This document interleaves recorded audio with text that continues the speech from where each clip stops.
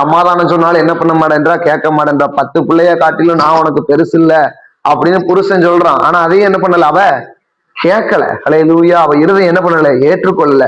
உடனே ஆண்டவருடைய ஆலயத்துக்கு ஓடி போய் என்ன பண்றா, அழுது செபிக்கிறா. ஹல்லேலூயா. வசனம் அந்த இடத்துல தெளிவா சொல்லுகிறது, அவள் கர்த்தருடைய சந்நிதியில் வெகு நேரம் விண்ணப்பம் பண்ணினாளாம். ஹல்லேலூயா.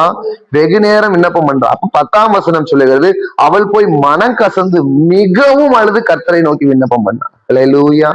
அப்ப நம்ம கண்ணீருக்கு பதில் அளிக்கிறதே. ஹல்லேலூயா. இவ பிள்ளைகளே ஓடி வந்து கர்த்தருடைய ஆலயத்துல என்ன பண்றாளாம், மிகவும் மனம் கசந்து அழுது என்ன பண்றா, ஜெபம் பண்றா. ஹல்லேலூயா. இந்த ஜெபத்தை ஆண்டவர் கேட்கிறார். ஹல்லேலூயா. புருஷன் ஜெபத்தை கேட்கல, சக்காலத்தி ஜெபத்தை கேட்கல. இவளை எல்லாருமே என்ன பண்ணாங்க, கிண்டல் பண்ணி கேலி பண்றாங்க. ஊழியக்காரன் கூட இவளுடைய ஜெபத்தை கேட்டு விசுவாசமான வார்த்தைகளை கடைசியா தான் சொல்றான். ஹல்லேலூயா. ஆனால் இவளுடைய ஜெபத்தை, அந்த இருதயத்துல இருக்கிற கவலையை யார் மட்டும்தான்